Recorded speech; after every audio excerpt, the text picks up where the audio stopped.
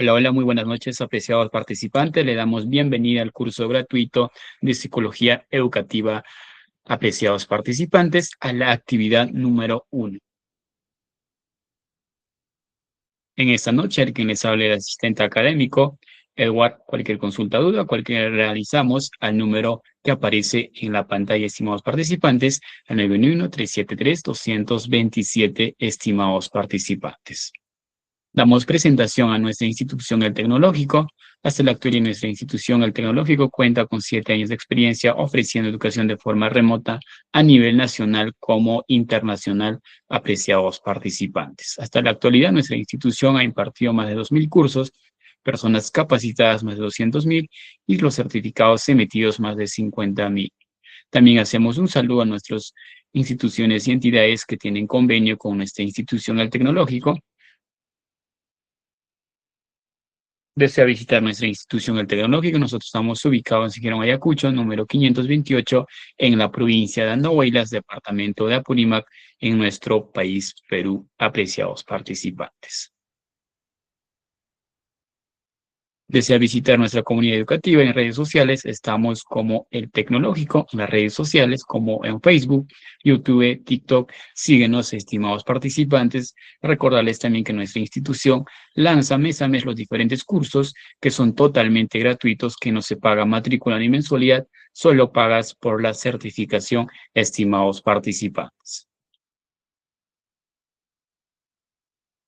También hacemos invitación extensiva al curso gratuito en convenio que tenemos con la UGEL Chincheros en el curso de Inteligencia Artificial, en la planificación pedagógica y creación de recursos educativos en los 3 niveles, apreciados participantes. En nivel inicial, primaria y secundaria, que estamos iniciando el 19, 20 y 21 de este mes, apreciados participantes. La certificación en cursos en convenio es por 120 horas académicas, la duración es por 6 semanas. Cualquier consulta, duda, al número que aparece en la pantalla, apreciados participantes.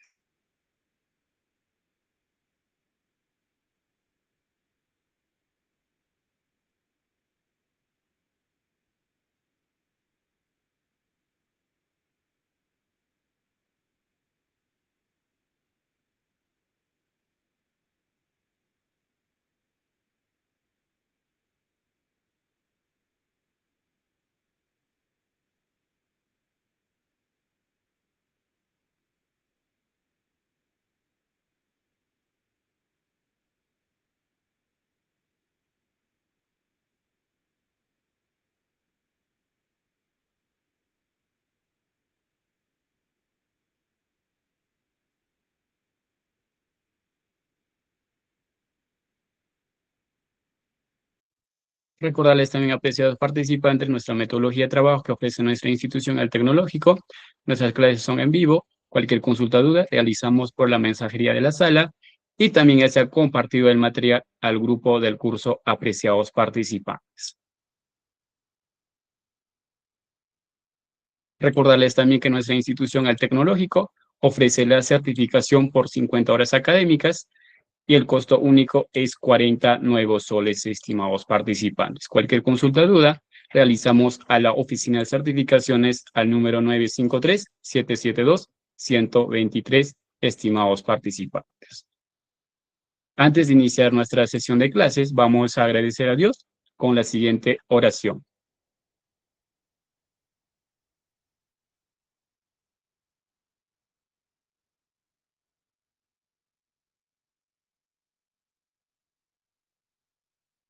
La paz de Dios guardará vuestros corazones y vuestros pensamientos en Cristo Jesús. Nos indica en la cita bíblica, Filipenses capítulo 4, versículo 7, apreciados participantes. Recordemos, en todo ámbito existen las normas de convivencia o las reglas. En este caso, nosotros estamos llevando las clases de manera online. Y recordarles también nuestras normas de convivencia, apreciados participantes, buscar un lugar adecuado para poder estar atento a nuestras clases. En esta ocasión, nuestros micrófonos van a estar totalmente apagadas y estar atento a los comunicados que lanzamos al grupo del curso, apreciados participantes. Y siempre listos para poder participar.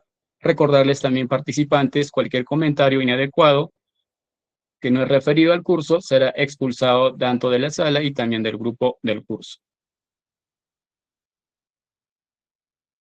En esta noche, el que les hable el asistente académico, Edward. Cualquier consulta o duda lo realizamos al número que aparece en la pantalla.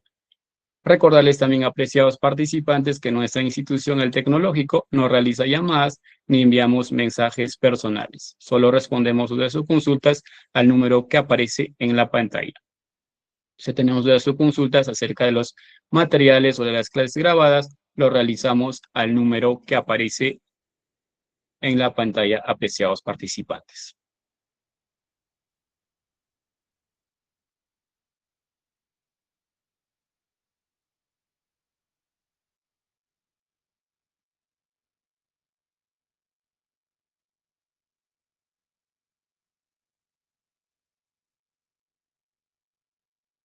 Muy buenas noches, Majita Rubí. Puede dar inicio a la actividad número 1.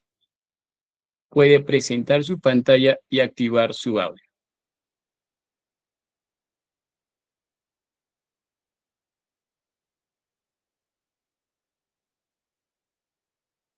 Buenas noches, ¿cómo están, estimados participantes? Un gusto poder saludarlos a cada uno de ustedes. Bueno, el día de hoy vamos a empezar con la la primera clase de psicología educativa, ¿sí? A ver, un momento, ¿sí? Para poder compartir la pantalla.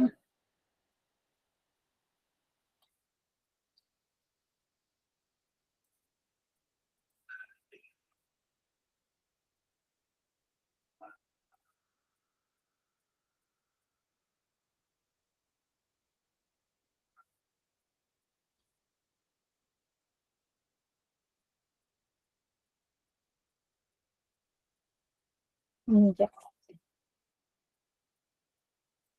Muy bien, entonces vamos a empezar. Un momento. Ya, ya está. Bueno, el día de hoy vamos a empezar con la sesión número 1 de psicología educativa.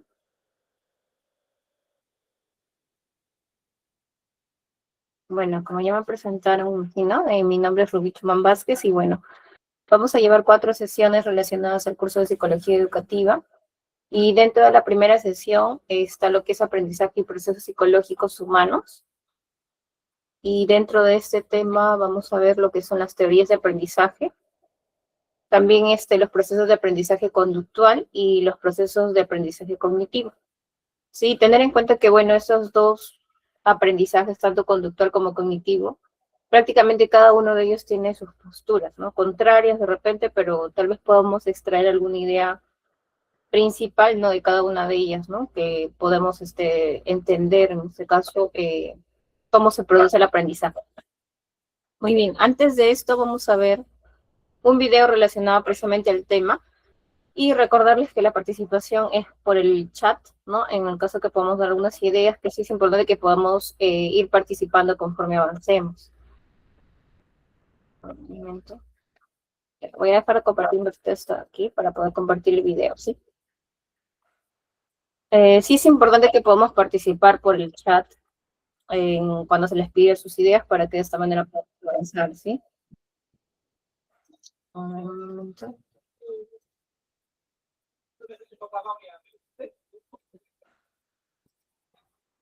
Listo. Vamos a observar el video. En el caso que haya alguna dificultad con el audio, por favor me comentan o comentan por el chat si no se logra escuchar, ¿sí?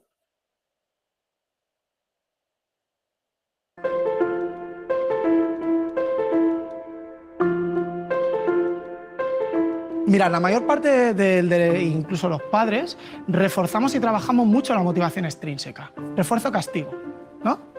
Entonces, ¿qué es lo que ocurre? Que cuando no hay una recompensa frente a la tarea, yo no lo hago. Y yo he tenido casos en la universidad este año, sin ir más lejos, en el que ha venido un alumno y me ha dicho, oye, profe, ¿pero esto entra? Y tú le dices, el que no va a volver a entrar creo que eres tú. Porque, o sea, no estás entendiendo muy bien de qué va esto. Entonces, me gustaría compartir una dinámica y con esta dinámica vamos a aprender cómo funciona la motivación en el cerebro. ¿Os apetece? ¿Sí? ¿Habéis jugado pulsos chinos? ¿Sí? En el que tú juegas con un compañero, te estiras y con los dedos pulgares tienes que reventarle a tu compañero el dedo. ¿Sí? Entonces, lo que vais a hacer es colocaros por parejas con quien tenéis sentado más cerca Y aquel miembro de la pareja, según vayáis ganando, le hagáis 3 puntos, lo vamos a hacer al mejor de 3, según hagáis 3 puntos, os vais sentando y vais finalizando la dinámica. Y además, para activarnos bien, lo vamos a hacer de pie. ¿Sí? Venga, poneros de pie. ¿Preparados? ¿Listos? Competición de pulso chino.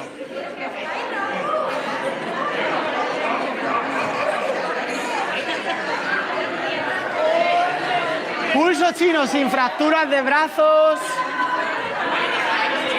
¿Has ganado? No pasa nada. ¿Qué tal os sentís? ¿Bien? ¿Qué habéis hecho con el pulso chino? Acabáis de vivenciar, de vivir cómo es el sistema de recompensas dentro del cerebro. El sistema de recompensas tiene 3 fases, ¿sí? Tiene una primera fase, que es cuando yo os he dicho, oye, ¿queréis jugar? Y habéis hecho, bueno, si no, vamos a jugar. Se genera un deseo, y ese deseo se da en toda la región de nuestro cerebro límbico, ¿vale? En todo el límbico, lo que es la nuez. Y ahí se activa un órgano muy chiquitito que tiene una gran relevancia en el aprendizaje. Se llama la amígdala. Esa amígdala se... Muy bien, entonces hasta ahí nos vamos a ver el video, pero ahora me gustaría poder leer algunos de sus comentarios, ¿no? ¿Cuál es la idea que podamos de repente comentar en relación al video? ¿Alguna idea que de repente hayamos escuchado en relación al video? A ver si lo podemos comentar por el chat. ¿Qué nos dice acerca del aprendizaje de repente, ¿no? ¿Cómo se genera?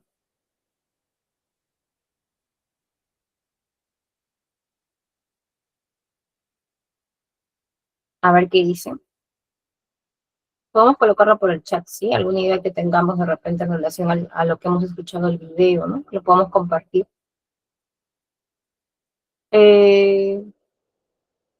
Ya muy bien, en este caso se genera un deseo. ¿Qué más? Rosa me dice en el que el cerebro genera satisfacción al tener, en este caso, un objetivo, ya sea ganador o recompensado.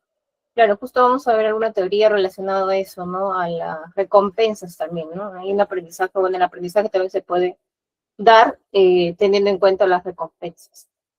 También se puede dar de esa manera, ¿no? ¿Alguna idea más que podamos compartir? Rosa me dice, ocurre a través de la experiencia. Sí, justo eso también hay que tenerlo en cuenta, ¿sí? Cuando hablamos de aprendizaje, mayormente tiene que ver con, o se relaciona bastante con la experiencia. No hay aprendizaje si es que no ha habido experiencia. De tenerlo en presente.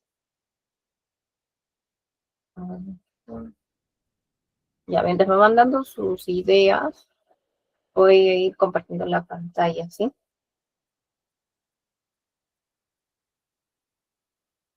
Ya. Pero igual voy leyendo sus ideas en el caso que haya alguna idea más que quieran compartir de lo que hemos observado en el video, ¿sí? Ya, muy bien. Entonces, justo lo que me estaban diciendo antes de ver qué cosa es el aprendizaje, y bueno, las teorías clásicas que son las conductuales y, en este caso, las cognitivas, dar esa diferencia entre dos posturas, porque son dos posturas totalmente contrarias, pero hay que extraer lo que podamos o lo que mejor nos parezca para encontrar la respuesta por qué actuamos de determinada manera. Cada persona, ¿no? Por aquí Neri me dice la interacción entre estudiantes se aprende. También, ¿no? Una manera de aprender, en este caso también se da con la interacción, en la parte social. También es importante. Entonces, antes de llegar a lo que es el aprendizaje, que justo alguno de ustedes me dijo ahí, estaba relacionado con la experiencia, tenganlo presente para poder ver justo esta introducción, ¿no? Antes de llegar qué cosa es el aprendizaje o a qué se refiere. Ya que me dice el expositor, les da una sorpresa en un juego para interactuar, claro.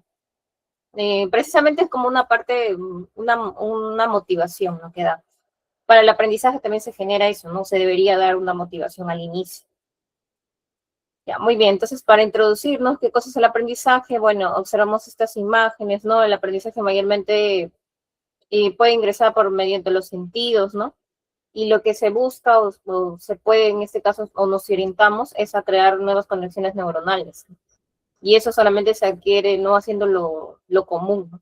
O lo que ya conozco, sino ir aprendiendo. Cuando aprendo algo nuevo, o genero nuevas habilidades, o puedo ir aprendiendo algo distinto que no lo he hecho, o salgo de mi zona de confort, es donde se van a generar nuevas conexiones neuronales, porque ya cuando ya algo sé, ya como que lo hago de manera mecánica, y ahí ya pues ya lo aprendí, ¿no? Pero cuando estoy en constante aprendizaje es donde se van creando esas nuevas conexiones neuronales, ¿no? Que sí es importante.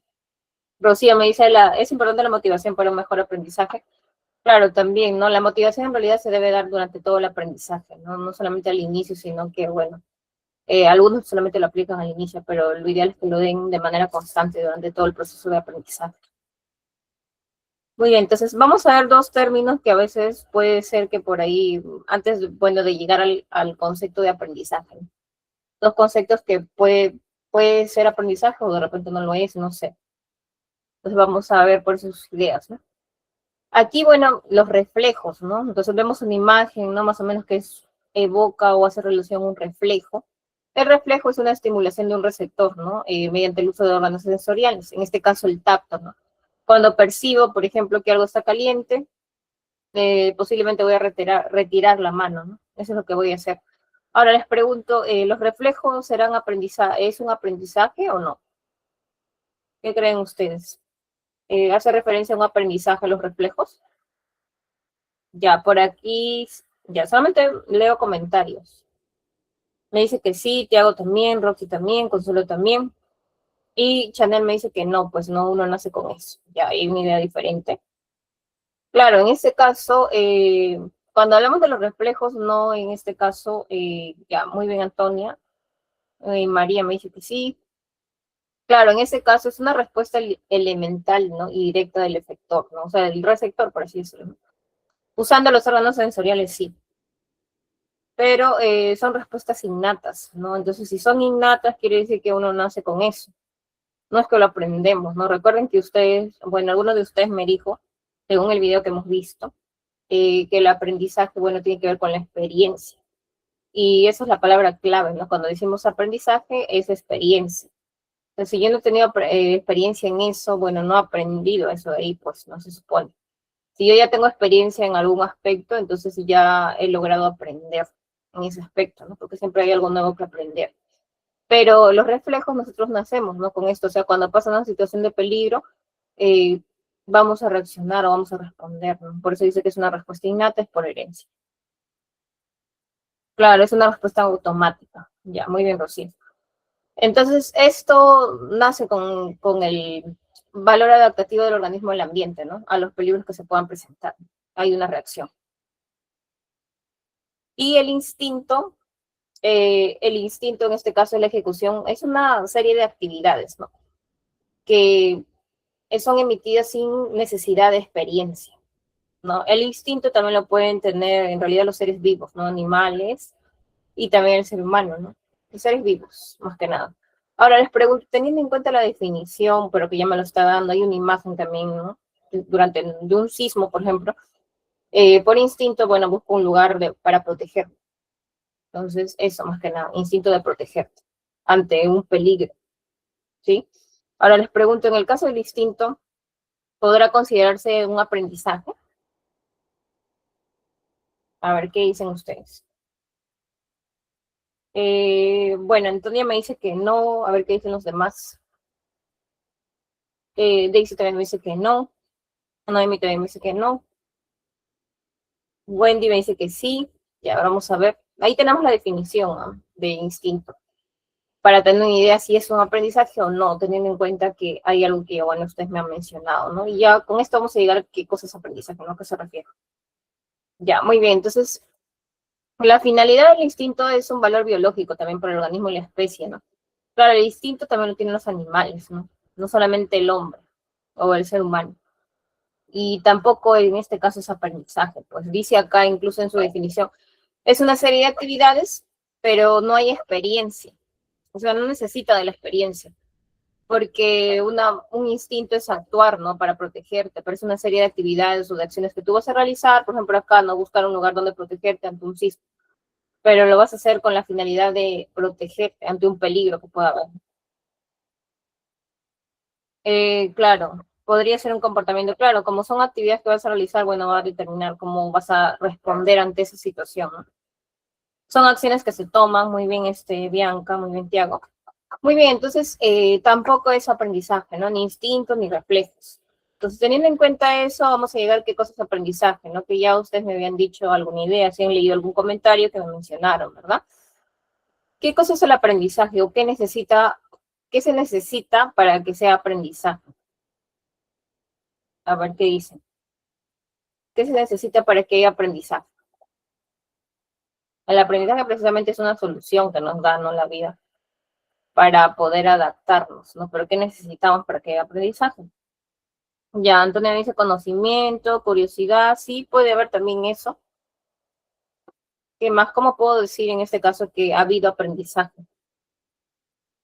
Disposición para aprender, bueno, eso sí, antes, ¿no? De aprender, no necesito eso, sí. También necesito saberes previos, bueno, sí, para conectar una idea o lo que yo conozco con lo que yo voy a aprender, que tiene que estar por ahí relacionado, o a veces no es, cambia mis ideas, también puede ser, ¿no? Ya, muy bien, ahí casi ya nos estamos acercando, ¿no? Hay una palabra clave, ¿no? De hecho, lo que me han dicho también está bien, ¿no? Que esté mal. Rosa me dice, aprendizaje se adquiere a través del entorno y la práctica. Poner en práctica los conocimientos, me dice Bianca, y Nori por ahí me dice las habilidades, y Maite por ahí se me dice la experiencia. Claro, o sea, no se olviden, bueno, la palabra clave es la experiencia, ¿no? Lo que me han dicho también, de hecho, lo requerimos para aprender, pero como yo sé en este caso que ha habido aprendizaje cuando he tenido experiencia, ¿no? Con eso. Entonces, si yo de repente ya he tenido experiencia, tal vez en enseñar o algo así, como que ya se me hace familiar, ¿no? Entonces ya conozco. Igual siempre estoy en constante aprendizaje, ¿no? Pero ya tengo una idea cómo actuar ante esta situación porque ya como que esto ya lo he vivenciado, ¿no? O sea, lo he vivido, porque la experiencia es porque tú lo has pasado, no es porque me han contado. O sea, me pueden contar algo, pero no es igual a que yo haya vivenciado eso, ¿no? Que yo lo haya pasado. Entonces, eso es distinto. Entonces ya puede ser que en la primera experiencia no aprenda, pero ya como que tengo conocimiento en la segunda, ¿no? Y voy aprendiendo. Sí, por eso también tiene que ver que yo pueda interiorizar, ¿no? Las experiencias que estoy vivenciando. Y no solamente conocimientos, ¿no? Recuerden que también es para en general para adaptarte a la vida, ¿no? A través de las prácticas o repetición, muy bien.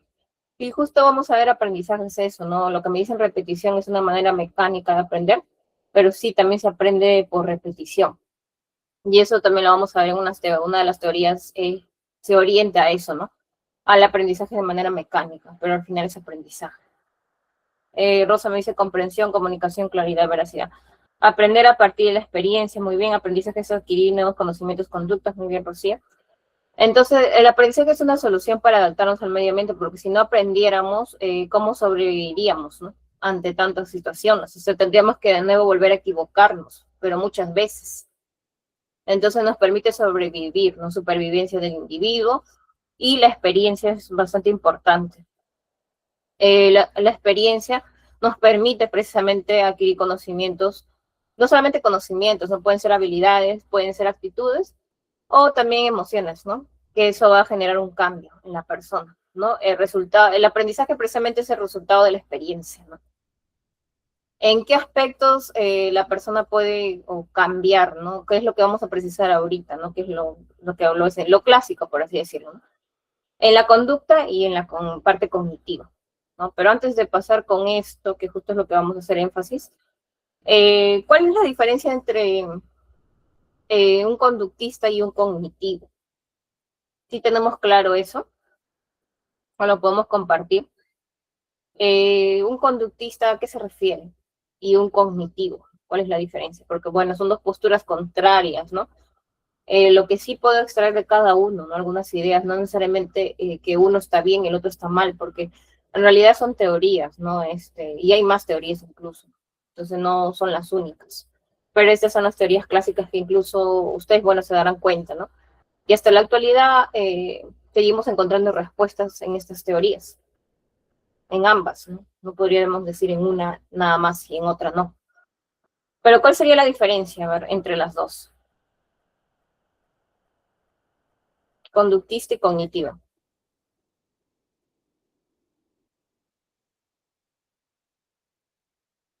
A ver, ¿alguna idea que podamos compartir? ¿Cuál sería la diferencia? que es conductista y cognitiva, ¿no?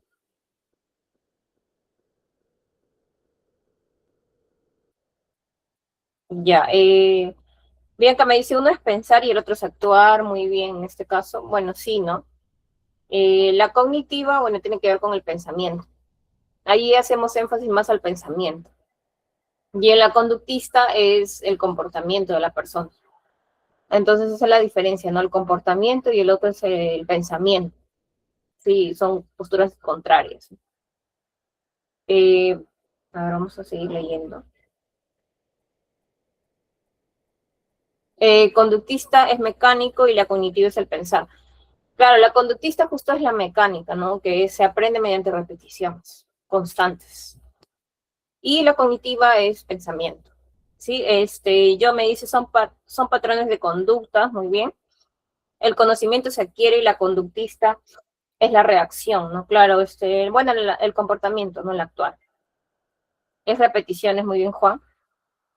Muy bien, entonces primero vamos a ver como que una diferencia resumida entre ambas, para que tengan una idea justo de lo que me están diciendo. Y ya después vamos a ir abarcando cada uno, ¿no? Con los autores clásicos que tenemos, ¿no? Y también relacionándolo con el contexto actual, ¿no? O sea, ¿qué respuesta nos da estas teorías, ¿no? O sea, ¿nos ayuda con algo en la actualidad o no? Precisamente por eso abrimos el debate, ¿no? Sobre estas dos posturas, porque es un debate en realidad, ¿no? Nunca se van a poner de acuerdo, ¿no? Pero lo que sí yo puedo extraer de cada una de ellas lo que yo considero, no que me da respuestas. Los conductistas, bueno, en este caso es aprendizaje asociado a secuencias, son acciones, como me han dicho ustedes, son reacciones musculares, ¿no? Y bueno, se basa en las leyes de condicionamiento. No, las leyes de condicionamiento es el estímulo-respuesta, por ejemplo, ¿no? Según la imagen aquí que estamos viendo, ¿cuál es el estímulo ahí? En la imagen que estoy observando. Aquí, ¿cuál sería el estímulo? Porque mayormente vamos a utilizar estímulo-respuesta. De un estímulo hay una respuesta, ¿no? Eso ya lo planteaba Watson, ¿no? Con sus leyes de condicionamiento, ¿no? Y eso se va a utilizar más adelante con otros autores, ¿no? Que tal vez conozcamos o hemos escuchado. Muy bien, en este caso María Elena, cosquillas, Keila también dice cosquillas, claro. El estímulo, bueno, son las cosquillas. Y la respuesta según la imagen, claro, ¿podrá ser otra respuesta en algún otro contexto? Sí, pues, ¿no? Claro, muy bien, Chanel. El estímulo es las cosquillas y la reacción o la respuesta es la risa, en este caso, ¿no? Claro, Olga dirá, pero bueno, a mí no me produce risa. Claro, puede ser otra respuesta, sí, pues, ¿no? Pero en el ejemplo, bueno, es la risa, ¿no? Ya, muy bien, Carla, muy bien, Tiago. Claro, hay que tener en cuenta eso, ¿no? Estímulo, hay un estímulo y va a haber una respuesta, ¿no? Entonces la E, la R, ¿no? Por así decir. Ya, esos son los conductistas, ¿no? Esto es lo mismo, bueno, sí, se ha repetido. En cuanto a los cognitivos, parece como la diferencia. Tenemos en este caso, el aprendizaje, como mencionaron, tiene que ver con el pensamiento, con la intuición. Y bueno, aquí sí se evocan en descubrir soluciones, ¿no? Pero comprendiendo, o sea, no de manera mecánica como lo hace un conductista, sino comprender. O sea, lo que se basa más que nada los cognitivos en la comprensión. Y acá tenemos alguna diferencia puntual o en qué se apoya, ¿no? El aprendizaje por asociación hace referencia al conductista, ¿no? O son los conductistas. El aprendizaje se da por una serie de asociaciones, que es lo que vamos a ver justo en las teorías clásicas, entre estímulos, o sea, lo que me han dicho, ¿no? Sensaciones, y hay una respuesta, ¿no? Que va a generar esos estímulos, supone. La cognitiva se apoya en la psicología Gestalt, ¿no? ¿Qué dice la psicología Gestalt? Mayormente hay como que una organización de la información, ¿no? Como por ejemplo la computadora, ¿no? Reorganizamos la información en carpetas. Entonces la información para ellos, para que yo pueda interiorizar esa información, tiene que ser una información significativa. Si es que no es una información que me va a resultar significativa para mí, simplemente no se va a lograr aprender, porque no hay esa información significativa. Por eso que es importante para este aprendizaje, nuevas relaciones, por eso hay una relación con los saberes previos, justo me han mencionado, aquí va más a esto, resolver problemas, ¿no? y sobre todo la comprensión tiene que estar considerada, la comprensión. Muy bien, entonces, hasta ahí alguna consulta, alguna duda antes de continuar. Bueno, vamos a seguir igual con las comparaciones entre ambas posturas. Pero hasta ahí alguna consulta, alguna duda. Igual ya saben, conforme avancemos, pueden también generar sus preguntas. Y en el caso que no se logre leer la pregunta por los mensajes, igual lo pueden volver a colocar, no hay problema. Sí, pero hasta ahí, por favor, me confirman si es que hubiera alguna pregunta, alguna duda de lo que hemos avanzado. A ver, me comenta. Ya, muy bien, Marlene. Claro, David Aufler lo vamos a mencionar justo en la parte cognitiva, ¿no? También está ahí en ese aspecto. Eso de Vygotsky todavía lo vamos a mencionar. Solamente hasta ahorita lo que Vygotsky en este caso también es en la parte cognitiva. Sí, también es en la parte cognitiva. Pero lo vamos a ir mencionando, ¿sí? Más adelante. Porque algunas personas son conductistas y otras cognitivas. Bueno, en este caso, no necesariamente es que son, ¿no? Sino, bueno, es que son teorías ambas. O sea, hay teoría conductista y hay teoría, en este caso, conductual, ¿no? En este caso. Y bueno, cada teoría tiene su postura, ¿no? Como les menciono. Y se encuentra el origen de varios comportamientos, ¿no? Por ejemplo, las teorías conductuales, varios comportamientos que lo vamos a mencionar al final, tienen que ver con esa teoría, según investigaciones que han realizado según esa teoría. Pero recuerden que es una teoría, así que no es que sea la verdad absoluta. Hay muchas teorías. Las teorías nos dan una respuesta, sí, pero no es que es una ley, no, es una teoría, por eso que hay varias teorías, ¿no? Entonces cada uno tiene su postura y bueno, sí, pues yo puedo sacar de la conductual lo que mejor me parezca y de la cognitiva puedo sacar algunas ideas que sí, pues se relacionan con lo que es. Entonces, pero ya depende de cada uno, ¿no? Dónde quiere encontrar la respuesta. Entonces, o de repente de las dos, una parte de las dos. Ya, ¿cuál es sociocultural? ¿Te refieres a qué teoría en este caso, Olimpia?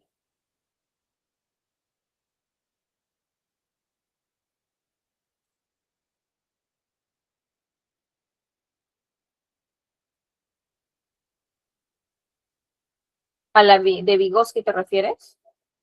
A ver, claro, el conductismo, como les digo, en este caso las teorías ahorita solamente lo estamos diferenciando primero. Todavía falta la información de los autores, todavía falta la información de algunos autores y en este caso, en qué caso se puede aplicar, ¿no? Eso todavía no lo hemos visto, lo vamos a mencionar más adelante. Los autores estudiaron el comportamiento de las personas con distintos enfoques. Claro, cada autor estudia con diferentes enfoques, ¿no? Bueno, son las teorías de conductual, conductista, ¿no? Bueno, más adelante veremos algunas teorías también relacionadas con la parte social, lo que me está mencionando acá también. La parte social, sí, pues eso lo vamos a ver en otro tema, las teorías de las habilidades sociales, ¿no? Que hay otros autores que también se relacionan con eso. En el caso de Skinner, sí lo vamos a ver ahorita, que es conductual, no lo vamos a ver, que es uno de los clásicos. Algunos se concentran y otros en el pensamiento, claro, eso sí. Claro, eso de Vygotsky sí, lo vamos a ver en otro tema, pero sí lo vamos a mencionar, ¿no? Porque Vygotsky más que nada tiene que ver, bueno, con la parte del andamiaje y todo eso. Eso sí, pues el andamiaje, todo eso tiene que ver. Sí lo vamos a mencionar, pero no en esta sesión, pero sí en otra sesión. Sí, más que nada, bueno, Vygotsky está relacionado a la parte del aprendizaje y bueno, como la parte en este caso, del docente o el profesor, es una parte importante, ¿no? Como guía, como ejemplo hacia los estudiantes, ¿no? Para que puedan lograr su aprendizaje. Y entonces eso lo vamos a ver, sí, en otro tema. Entonces, me dice la intuición, ¿en cuál de las dos estaría incluida? Ya, eso corresponde a la parte cognitiva. Todo lo que es pensamiento, todo eso, la parte crítica, todo eso, corresponde a cognitivo.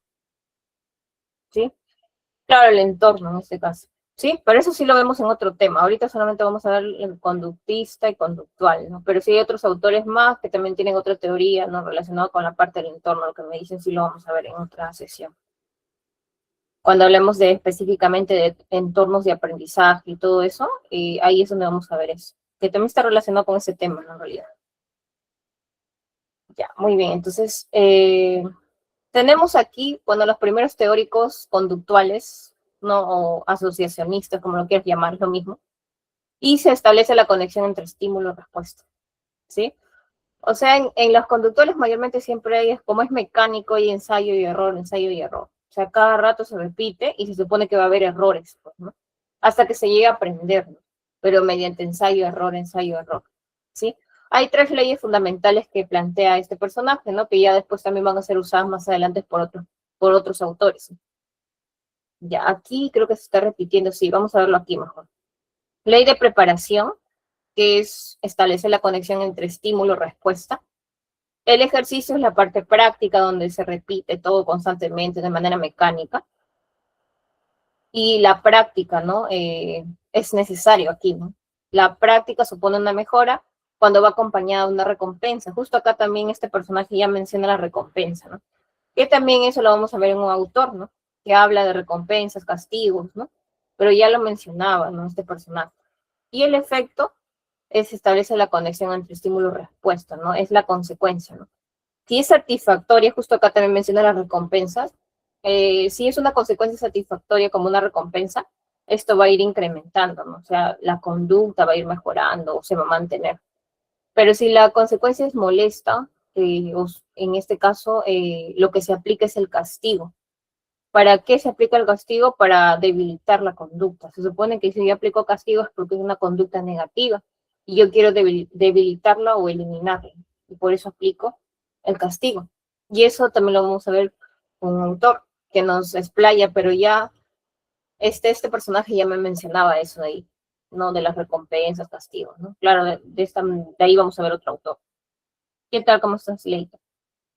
Muy bien, entonces vamos a empezar con los primeros teóricos, bueno, con Paulot, ¿sí? Que es un experimento con un perro, ¿no? Entonces basado en la parte biológica, ¿no? En 1904 incluso él hace estudios sobre el aparato digestivo.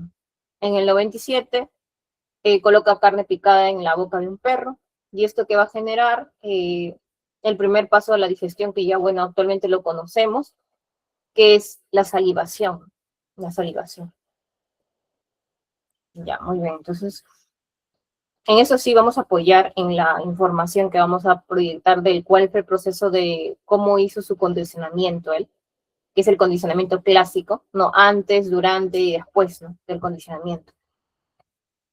Por ejemplo, tenemos aquí el condicionamiento, ¿no? Antes. Estímulo incondicionado, respuesta incondicionada, ¿no? Comida, salivación.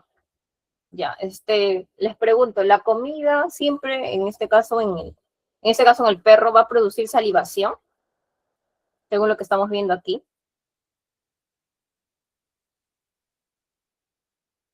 ¿La comida va a producir salivación siempre? ¿Sí o no? ¿Qué dice?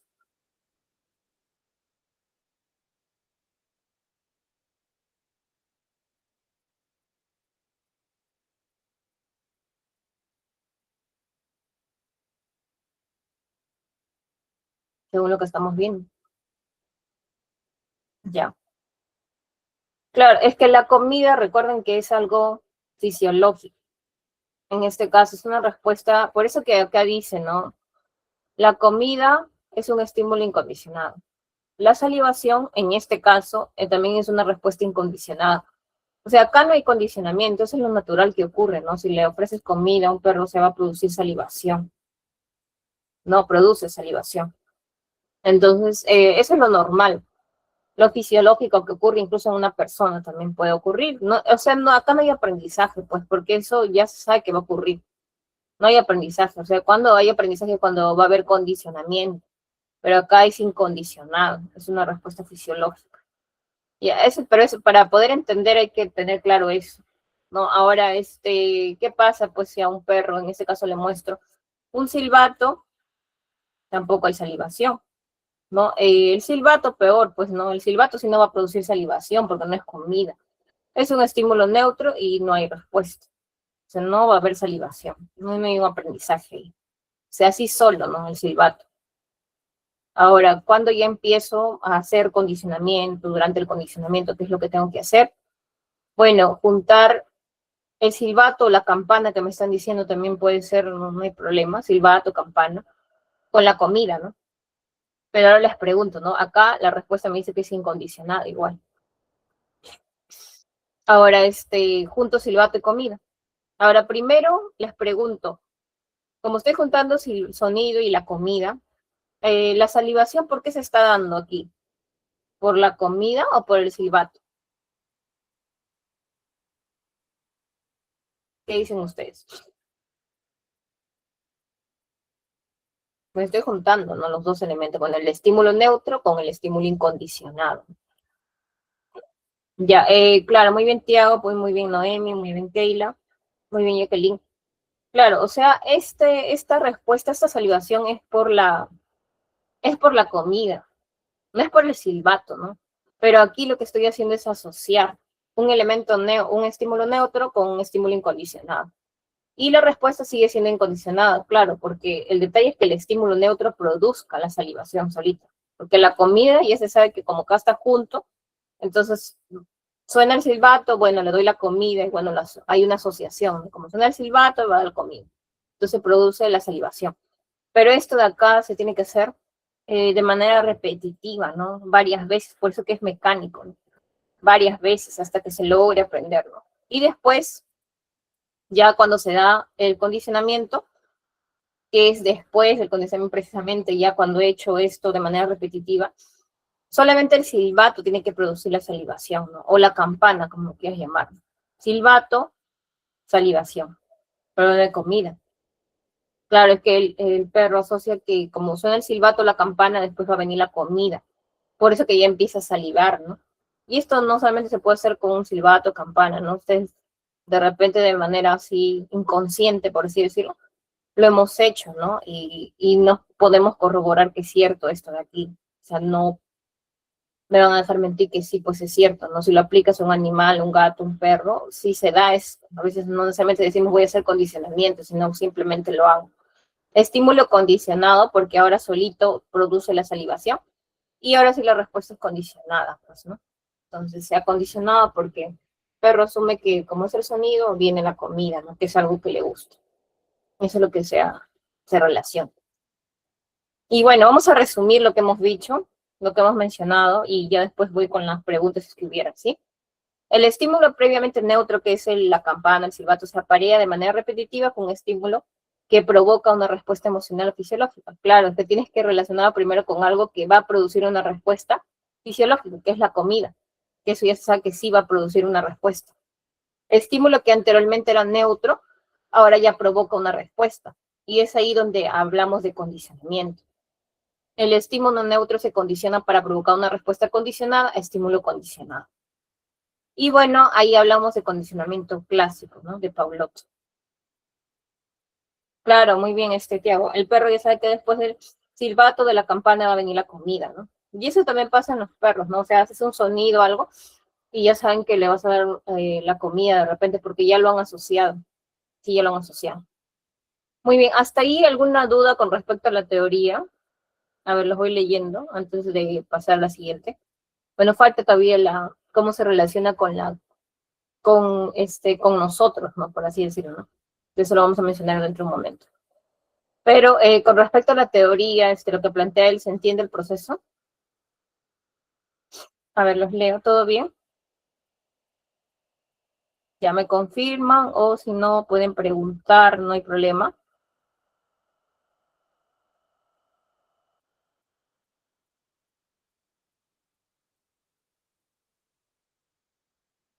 ¿Sí, todo bien? Ya, me confirman, por favor, si no, colocan alguna pregunta. ¿Se puede aplicar a todo nivel educativo, incluso superior en este caso?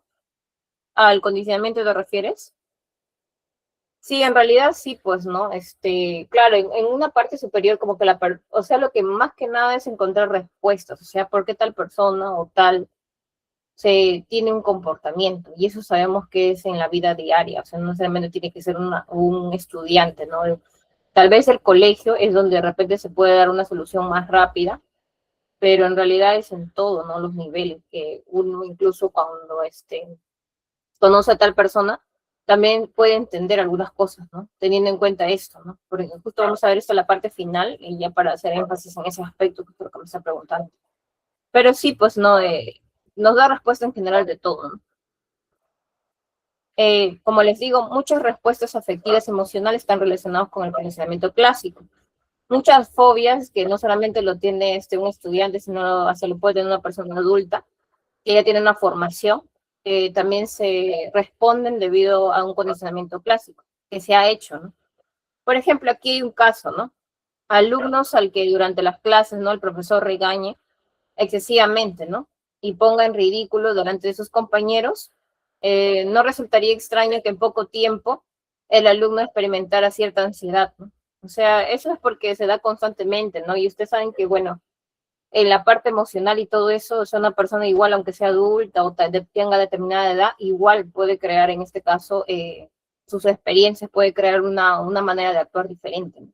Puede cambiar. Por ejemplo, dice aquí, así para este alumno el profesor, o sea, no solamente, bueno, el profesor que lo ridiculizó, la clase, incluso la asignatura, ¿no? O sea, a veces vemos que hay personas que tienen como que no les gusta tal curso, pero demasiado, ¿no? Entonces, eso es porque tal vez ha habido una asociación, tal vez un profesor o algo ha pasado, ¿no? Estímulos inicialmente neutros respecto a la respuesta de ansiedad, ¿no? Están asociados a un estímulo incondicionado, ¿no? La ridiculización, ¿no? Por parte del profesor, que genera de forma espontánea una respuesta incondicionada, ¿no? O sea, la ansiedad. Entonces, eso hay que tener en cuenta, ¿no? Entonces, sí se puede generar también fobias o todo eso, ¿no? Lo que sí se puede también, no solamente es lo negativo, ¿no? Encontrar cosas negativas, sino también se puede buscar, o se supone que lo que voy a buscar es que ese condicionamiento de clase se aplique de manera positiva, como por ejemplo asociar acontecimientos agradables con tareas de aprendizaje, ¿no? Algo que les gusta. Y eso sabemos que no solamente lo hacemos en un nivel de educación básica, ¿no? Sino también para yo poder llegar a los estudiantes tanto a nivel básico o superior, es la misma situación. Solamente que el rango de edad es lo que varía, pero es lo mismo, ¿no? Siempre cada persona va a querer aprender algo que sea importante o sea significativo, ¿no? Para esa persona. Preparar el aula de forma que resulte atractiva, ¿no? Los estudiantes que también tienden a paralizarse, por ejemplo, en situaciones de examen, eso también es un origen, una causa. También esas es por un condicionamiento clásico que posiblemente haya pasado antes, ¿no? Entonces, para eso también se puede encontrar una solución. Primero, lo que mayormente genera temor es la calificación, ¿no? No quiere decir que no vamos a hacer evaluaciones sin calificación, pero tal vez al inicio realizar prácticas sin calificación, ¿no? Y luego ya diario y luego ya poco a poco generar, o sea, la nota. De hecho, tenemos que aplicar o colocar una calificación, ¿no? Pero no es que lo vamos a hacer así, ¿no? De manera, en este caso, tal vez es de manera brusca, ¿no? Claro, muchas fobias se pueden aprender así. Se encuentra una respuesta a través de un condicionamiento. Claro, exacto. Más que nada es encontrar el origen de algo, ¿no? Porque para yo poder solucionar algo tengo que saber el origen de algo. Si no tengo el origen, no voy a poder llegar a solucionar algo, ¿no? Entonces hay muchas fobias, porque todos de repente podemos tener alguna fobia, ¿no? Y posiblemente el origen esté aquí. ¿Cómo motivar para que el estudiante no tenga fobia que trae de otro docente? Ya, con respecto al caso que hemos visto, más que nada, bueno, ya sabemos que el origen, ya lo vamos a saber que primero ver, ¿no? Si en realidad es fobia porque ha sido otro docente o otra situación. También ese es un ejemplo nada más, ¿no? Que haya sido un profesor que de repente no se haya dado cuenta o no sé, sea su manera, es porque hay profesores que también puede ser que no se den cuenta o no lo sé, pues, ¿no? También hay que tener trato, ¿no? Con los estudiantes. Entonces hay que tener en cuenta eso, ¿no? Porque también son personas y más que nada la manera como lo tratan. Eso también puede generar, incluso en estudiantes menores, más, pues una persona que ya de repente está formada, se da cuenta, pues no, ya no es tan factible que de repente pueda yo sentirme mal, no tanto. pero un estudiante que está todavía en formación, entonces sí, pues, ¿no? Es más susceptible a esas situaciones.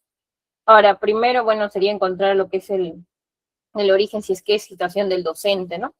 Y bueno, eso, bueno, sería si es que el profesor que le va a enseñar, por ejemplo, el profesor que recién le va a enseñar y que justo es la misma materia, entonces también sería poco a poco, ¿no? Que el mismo estudiante se pueda dar cuenta, ¿no? Porque si yo me doy cuenta que es por otro docente que ha sido, de repente yo enseño el mismo curso, entonces poco a poco ir viendo, si yo me doy cuenta que es su origen, poco a poco ir de repente o sea, que él mismo se dé cuenta, ¿no? Que el trato tal vez no es igual, ¿no? Y el mismo estudiante se va a dar cuenta, ¿no? Porque hay una diferencia, ¿no? Si de repente el profesor que le está enseñando ahorita, bueno, no es igual, ¿no? O sea, en su comportamiento, su trato, o no me trata mal, ¿no? O trato de tener cuidado, ¿no? O sea, a la hora de preguntarle, tal vez no, trato de que me pueda responder, ¿no? Porque muchas veces él lo puede tomar como tal vez tiene una experiencia negativa, puede tomarlo que de repente yo le estoy preguntando algo para hacerlo quedar mal, ¿no? Delante de otros compañeros.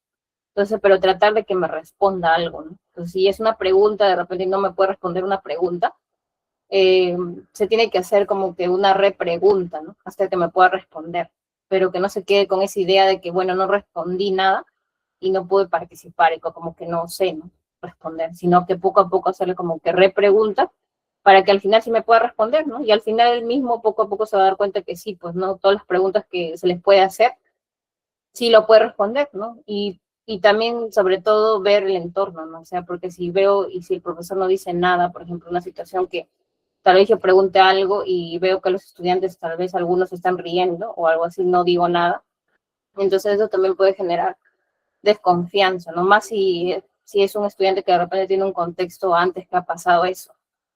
Entonces que todos están riendo, ¿no? Y no digan nada, ¿no? Entonces, tengo que observar más que nada eso, ¿no? Más que nada en ese estudiante, pero en realidad siempre, ¿no? Y teniendo en cuenta eso, pues no, se va a ir viendo poco a poco que ya, pues ya no va a asociar, ¿no? Eso porque como que es una experiencia distinta o diferente.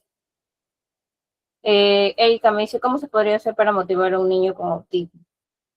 Bueno, en este caso, ya ahí en este caso tengo que ver otras opciones, ¿no?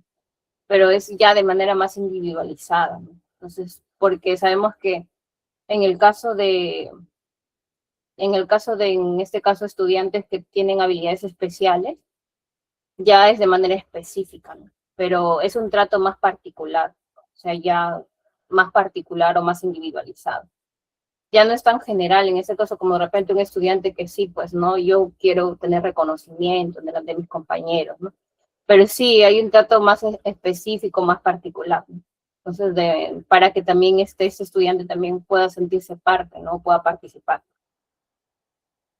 Muy bien, entonces, acá, por ejemplo, me dice, si un estudiante le atemoriza hablar frente a un grupo, también eso es otro detalle, o sea, también, esas son cosas que mayormente se presentan, ¿no? O sea, si estudiantes, por ejemplo, tienen dificultad o tienen miedo a hablar en público, entonces al frente, que son varios casos que ocurren, ¿no? En un grupo, por lo menos debe haber algunos que tengan dificultad en habilidades sociales.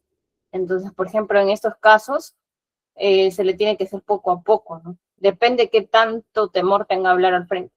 Entonces, colocarlo en grupos pequeños y, bueno, que al inicio solamente esté en grupos pequeños y que solamente ahí participe, pero yo no le puedo pedir su comentario, su opinión al inicio cuando le cuesta hablar, ¿no? Entonces se le va a hacer más difícil darme un comentario.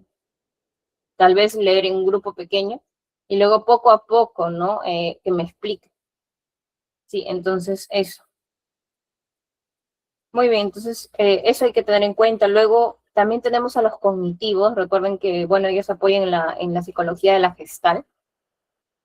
Y bueno, acá ellos van en este caso en contra del uso sistemático de la memorización. O sea, no quiere decir que la memorización no sea importante, porque incluso ellos para reorganizar la información se tiene que guardar la información. Sí, se tiene que guardar y para que la información se guarde se tiene que comprender, ¿no? Porque si no solamente se me guarda en mi memoria a corto plazo y luego se olvida. Pero acá es más que nada ver a la memorización como un fin en sí mismo. A eso va, ¿no? Por ejemplo, los conductuales van a la manera repetitiva, ¿no? Entonces ellos prácticamente no están de acuerdo con ello, porque dice que los niños comprendieran lo que aprenden, es mejor que ellos comprendan, ¿no? Y descubran, ¿no? La solución a los problemas, ¿no? Y para ellos existen dos tipos de soluciones. Para los problemas del tipo A y tipo B, ¿no? Por ejemplo, soluciones de tipo A es la originalidad y comprensión. O sea, comprender, ¿no? Para poder y solucionar, originalidad, o sea, creatividad, ¿no? Mientras que las soluciones de tipo B es basadas a asociaciones rígidas, ¿no? Ahí como que toma un poquito del lado de los conductuales, en cierta parte, porque dice que es una experiencia que yo he pasado, ¿no? Si yo he pasado una experiencia, posiblemente eso me va a servir para yo solucionar en la actualidad, ¿no? Un problema similar. ¿Sí? Entonces eso se refiere. Y acá tenemos en este caso a Kohler, por ejemplo, ¿no? Estudia con primates, ¿no? Y el aprendizaje es mucho más característico de la especie humana que el aprendizaje por ensayo y error. O sea, él está en contra de, bueno, de los conductuales, ¿no? Que es ensayo, error, ensayo, error. Entonces, tiene una idea distinta, ¿no? Pensaba que ese tipo de aprendizaje no dependía de la experiencia pasada, ¿no?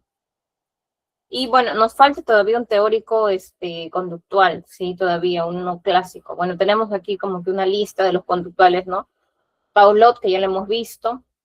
Tenemos en este caso a Watson, ¿no? Que también lo hemos mencionado, ¿no? Es fundador de la Escuela de Psicología Conductista. Tordi, que también lo hemos mencionado porque también hay antecedentes que incluso se apoyan a otros personajes como Skinner. Y Skinner es el que nos falta, ¿no? Él es el padre del conductismo radical, ¿no? Su conductismo es operante. Sí, entonces, a ver, vamos a verlo. Ya. Antes de ello vamos a hacer la diferencia de los dos y ahí vamos con algunas preguntas, si es que hubiera alguna pregunta, alguna duda, ¿sí? El condicionamiento clásico que ya lo hemos visto es un estímulo, conductas producidas por un estímulo automáticamente. Es diferente al operante, sí, porque el operante es un comportamiento que el organismo emite, porque va a obtener una recompensa, un castigo. Sí, aquí se basa en recompensas y castigos, más que nada, ¿no?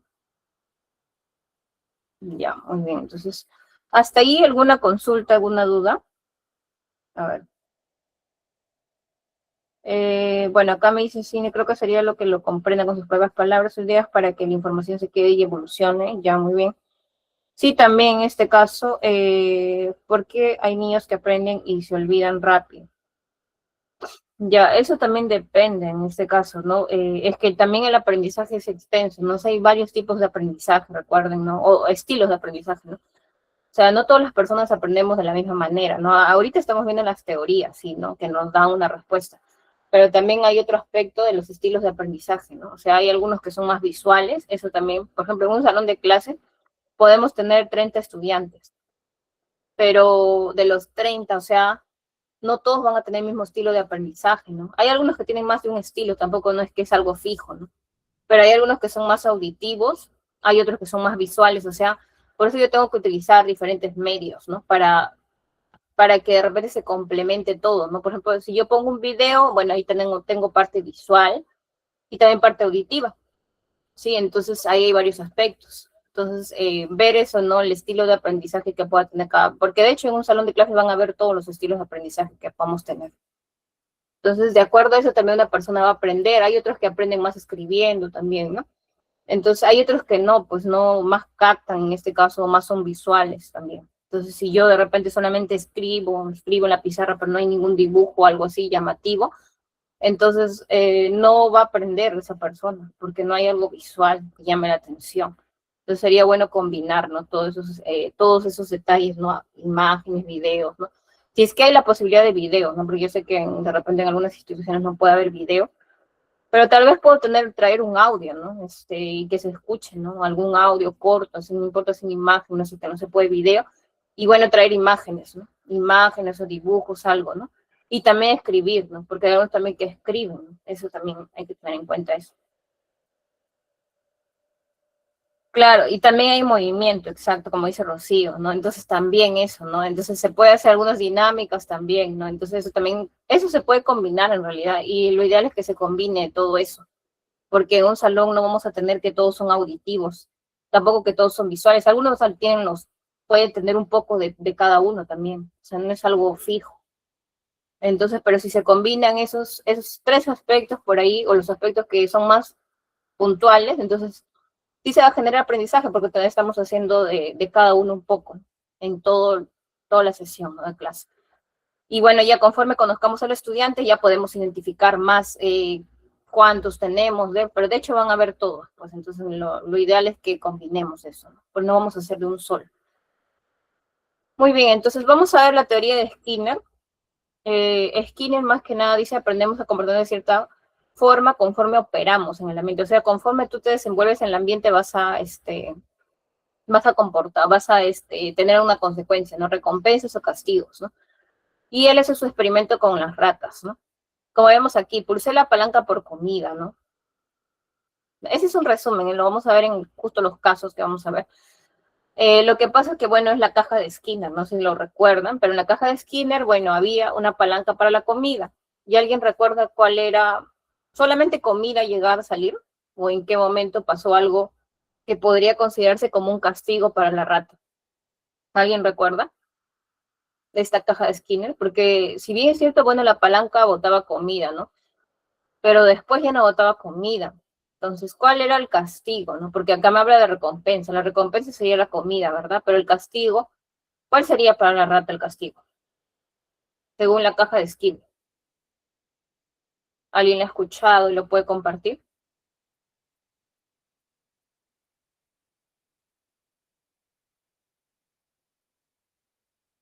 ¿Nadie? ¿Cuál sería el castigo?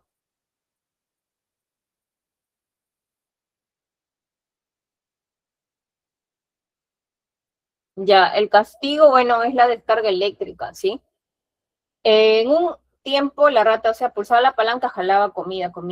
Pero llega un momento que jala la palanca y ya no tiene comida, sino una descarga eléctrica. La descarga eléctrica es como, se asemeja como el castigo, porque es algo que no le va a gustar a la rata. Lo positivo es la comida. Sí, entonces similar a eso vamos a ver los casos. Este es un resumen, vamos a ver acá más claro.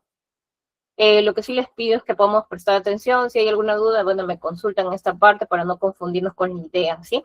Solamente lo único que tenemos que tener claro es la diferencia entre refuerzo y castigo. Lo demás es más sencillo, ¿sí? Pero sí tener claro la definición de refuerzo y castigo. Está aquí, pero igual les voy a preguntar, ¿sí? Cuando hablamos de refuerzo, les pregunto, el refuerzo en este caso hace que aumente en este caso la conducta. O sea, el refuerzo busca aumentar la conducta o busca disminuir la conducta. El refuerzo. Está ahí la información, ¿no? Pero sí necesito que lo resalte. ¿Qué dicen? El refuerzo busca que la conducta siga existiendo, siga aumentando, siga mejorando, o es lo contrario. Ya, eso es la palabra clave, ¿sí? Muy bien, María, muy bien, Carmen. El refuerzo busca aumentar, que algo suceda, o sea, no busca que disminuya. Por eso el refuerzo, ¿no? Cuando tú haces reforzamiento de algo, se supone que haces para que algo mejore o se mantenga, ¿no? O incremente. No es para que disminuya, o sea, cualquier refuerzo. Ya, eso vamos a quedar claros con esa definición y con el castigo ahorita de una vez, y ya después vamos con lo que es positivo y negativo, que solamente es adicional por ahí, ¿no? Ya, muy bien, Julia, muy bien, Rocío.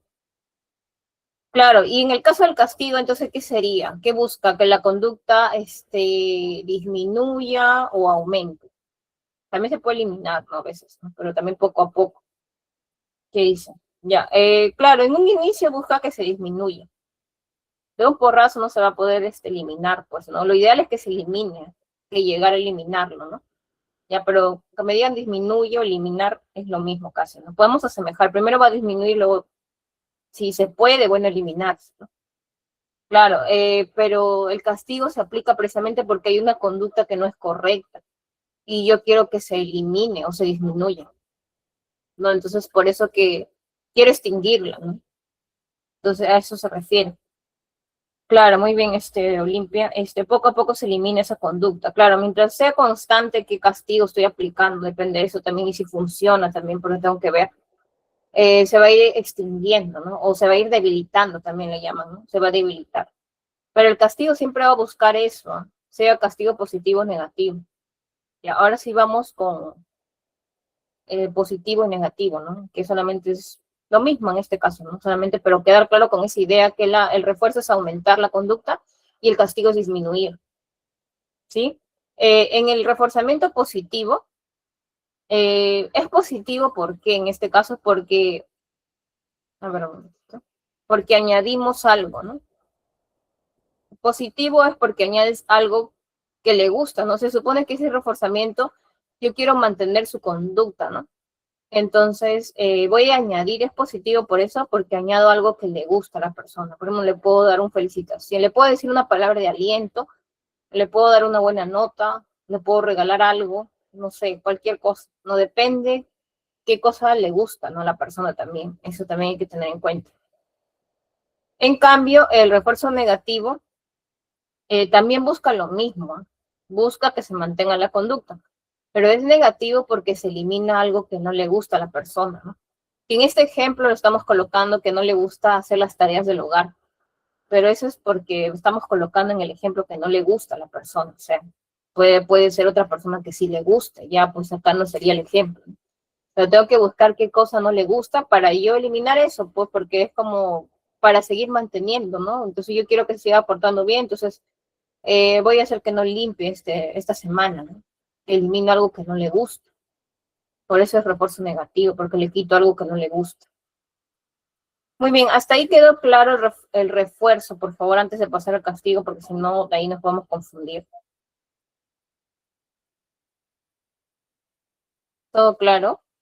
¿Sí? Con el reforzamiento.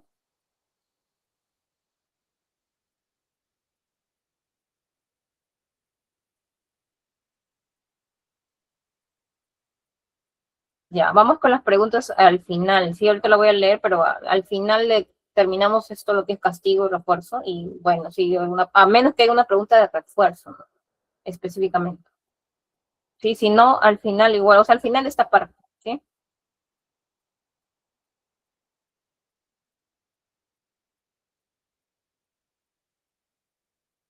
Ya, a ver, veamos. Ya, muy bien. Entonces vamos con el castigo y bueno, si hubiera alguna duda, igual luego lo solventamos después de esta parte, ¿sí? En el caso del castigo positivo, es igual, ¿no? El castigo positivo es añadir algo, pero algo que no le gusta a la persona. Como es castigo positivo, entonces tengo que añadir algo que no le gusta, ¿sí? Y en el caso del castigo negativo, voy a eliminar, pero algo que le gusta, ¿no? Se supone que como es castigo, yo quiero debilitar la conducta, entonces tengo que eliminar algo que le gusta a la persona, ¿no? Por ejemplo, acá dice no ver TV durante una semana, ¿no? Entonces, en cambio aquí le añado algo que no me gusta, le puedo dar de repente tareas extras, dejarles más tareas, ¿no? Para que resuelva. Entonces, más o menos es así, no es igual, pero solamente en el castigo hay que tener en cuenta que es quitarle, o sea, disminuir, perdón, ¿no? Disminuir en este caso la conducta o que se debilite, que se vaya extinguiendo poco a poco, ¿no? Entonces le añado algo que no le gusta o le quito algo que le gusta. Muy bien, entonces hasta ahí hasta ahí alguna consulta, alguna duda con respecto a esto. ¿Todo claro?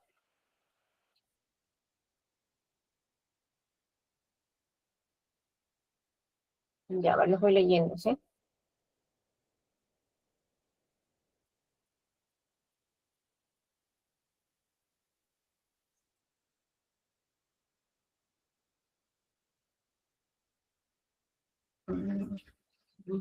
Disminuye la conducta de la persona que recibe el castigo.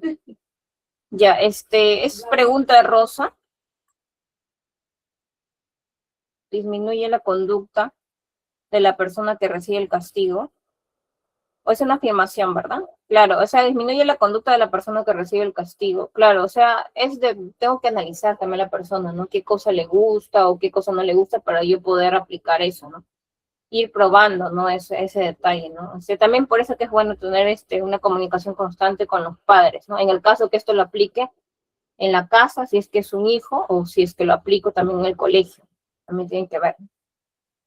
Ahora, con respecto, si es que no hay otra pregunta, a ver acá, dice, ¿qué pasa si a pesar de hacer el castigo positivo sigue con su comportamiento? Ahí, bueno, hay que ver otras opciones, ¿no? Porque también hay otras opciones que se podrían estar dando, ¿no? En la persona, porque cada persona es un mundo, ¿no? Y tengo que buscar el origen. Posiblemente sea otro problema ya, que tenga que tener en cuenta, ¿no? Entonces, para ahí tendríamos que saber exactamente cuál es el problema. Porque sí podría pasar también, que a pesar de eso, bueno, pero ahí hay otras deficiencias ya en la persona, ¿no? Que puede ser varias, ¿no? Para eso tendríamos que saber qué cosa exactamente tiene o cuál es la raíz. Y si no sabemos la causa, el motivo, no podríamos buscar la solución. Si es un estudiante, peor, ¿no? Se tiene que tener comunicación con el padre para ello poder saber. Si no, también es difícil para el profesor, o sea, identificar cuál es la raíz o el problema, ¿no?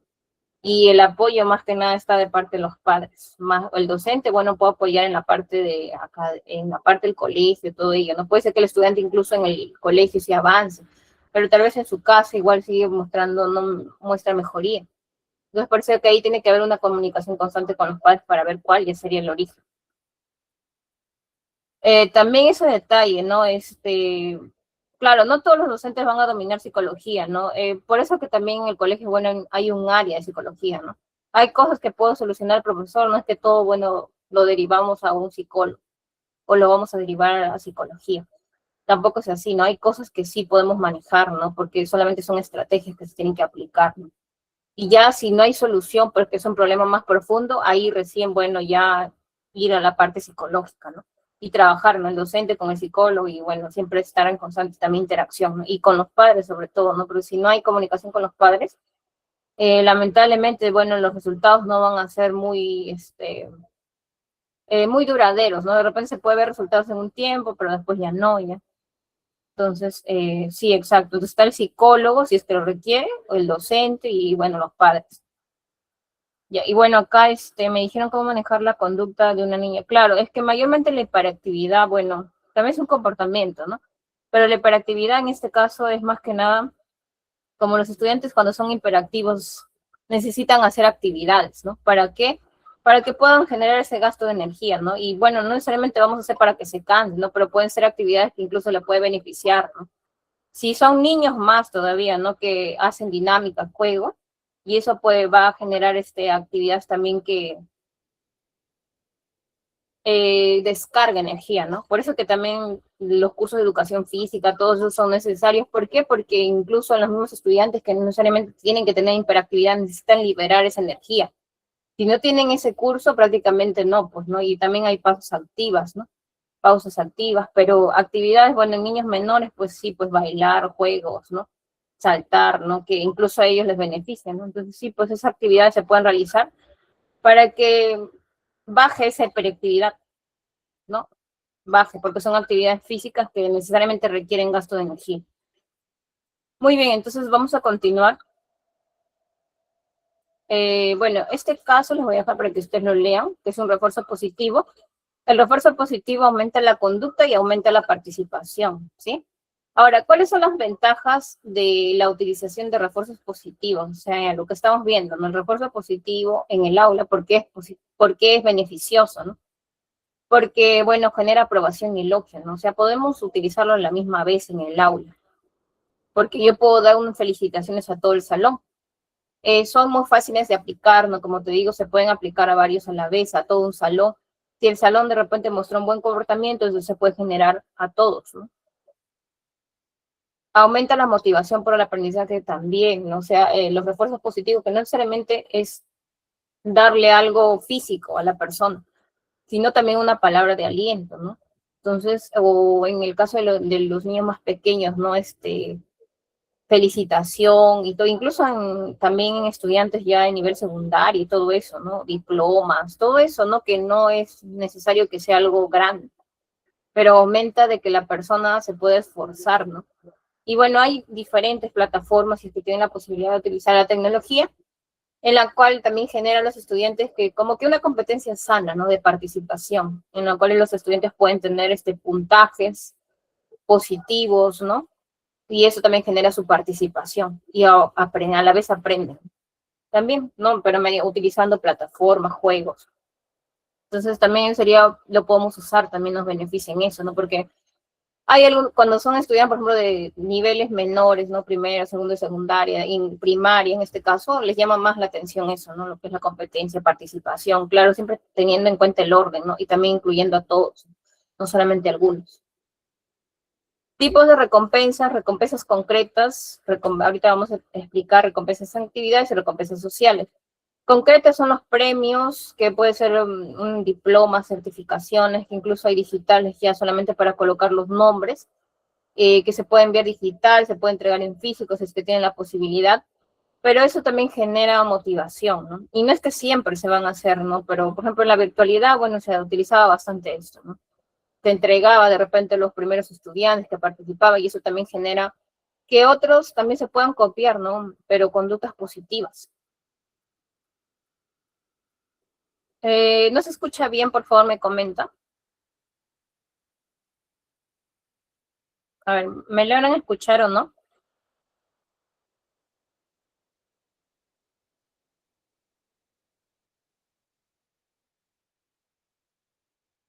¿Sí? ¿Sí se escucha? Ya, me comenta en el caso que no se escuche bien, ¿sí? Igual, por si acaso lo comentan, en el caso sea, en este caso, el problema mío, y bueno, ahí vemos y los demás también pueden comentar, para poder ver si el problema es aquí o de repente tienen problema con su audio, ¿no? Ya, bueno, tenemos también tiempo libre, recompensas de actividades son tiempo libre, o sea, si es que puedo dar un pequeño tiempo libre para que conversen, tal vez terminaron las actividades, ¿no? También se puede hacer, ¿no? Y recompensas sociales son elogios, reconocimientos, ¿no? Si algo se logró. Ya, entonces, ya, ahorita voy con las dudas si es que hubiera. Si vamos a terminar esta parte de acá nada más de esquina, para terminar con esquina, y si hubiera alguna duda, bueno, lo van dejando ahí en el chat. Y ahorita lo leemos, ¿sí? Los castigos, en este caso, pérdida de privilegio, multas y trabajo adicional. Pérdida de privilegios, por ejemplo, un ejemplo, no sentarse en el lugar donde quieren, ¿no? Porque es un castigo, ¿no? Pérdida de puntos, tampoco es que se pueda usar siempre, ¿no? No es lo recomendable tampoco, ¿no? Pero se podría usar, ¿no? Hay plataformas también que incluso, ¿no? Participaciones y también puntos en contra si es que no respondo o no estoy atento. Y trabajo adicional es tarea en casa, por ejemplo, ¿no? Entonces, que al final, bueno, va a beneficiarle, ¿no? Para investigar, pero a ningún estudiante le va a gustar hacer una tarea cuando los demás no lo están haciendo. ¿Sí? Ya, bueno, antes de pasar a la cognitiva, que es lo último que nos falta, vamos a responder a la pregunta, sí, a ver un poquito. Había una pregunta acá.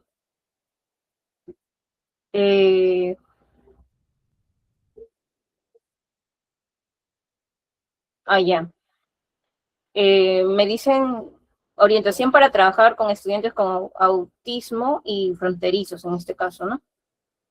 Claro, en este caso, con esos estudiantes, no hay que tener en cuenta que hay que ser claros, ¿no? O sea, por ejemplo, las pautas deben ser lo más breve posible y apoyarse con dibujos, pictogramas, todo eso, ¿no? ¿Para qué? Porque si yo coloco mucha información en mi material, bueno, eso sí, yo sé que yo ya tengo un estudiante con autismo y fronterizo en clase, entonces yo tengo que ya analizar, pues, ¿no? Las primeras semanas, ver eso, la información que me puede dar el colegio también, porque se supone que el colegio ya debería saber si hay esos casos, y yo ya tengo que elaborar mi material donde las pautas sean precisas, sin mucha información, porque si yo coloco muchas letras, eso lo va a confundir. Y claro, para los demás también igual lo van a entender, ¿no? Porque son apoyos visuales, dibujos, ¿no? Entonces las instrucciones tienen que ser lo más precisas posible, lo más simple, sin mucha información. Porque si yo coloco muchas letras o me explayo mucho, al contrario, voy a generar confusión. ¿No? Entonces, y también eso, reconocer, bueno, siempre igual los refuerzos van igual también, aunque sean los refuerzos, los elogios, en este caso que se les pueda dar, ¿no? Y bueno, ya sabemos que hay que evitar, bueno, en el caso de los ruidos excesivos, ¿no? Porque muchos de estos estudiantes, bueno, cuando se genera un ruido muy extremo, genera que se pongan más ansiosos, ¿no? No estén tranquilos. Entonces hay que tener en cuenta eso, ¿no?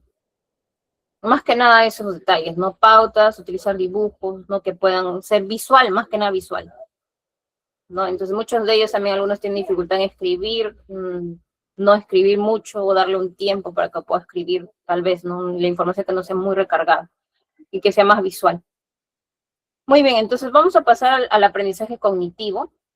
Sí, el cognitivo, bueno, ya sabemos que tiene que ver con el pensamiento. Asócienlo esto nada más que funciona como una computadora, ¿no? Recibimos información siempre, pero no toda la información va, o queda grabada en nuestra memoria a largo plazo. Para que quede grabada, por ejemplo, si nosotros queremos guardar en la computadora, igual nosotros organizamos nuestra información por carpetas. Igual es nuestro cerebro, no capta información solamente que es significativa, pero lo organiza, ¿no? Y lo almacena. Cuando está almacenado, ya en cualquier momento yo lo puedo recuperar, ¿no? Lo puedo localizar.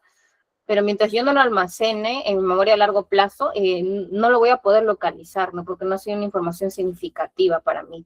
No ha quedado comprendida totalmente. Entonces, eso es la idea que hay que tener presente, ¿no?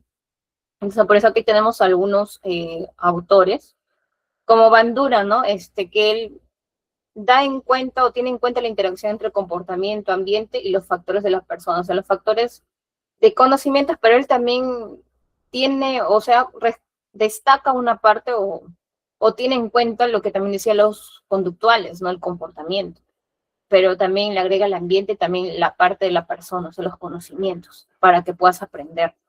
O sea, como que hay una combinación ahí de un poco de los dos, ¿no? Pero su teoría más se orienta a la parte cognitiva social, sí, porque como dice interacción, entonces aprendemos mediante cómo nos relacionamos con otras personas.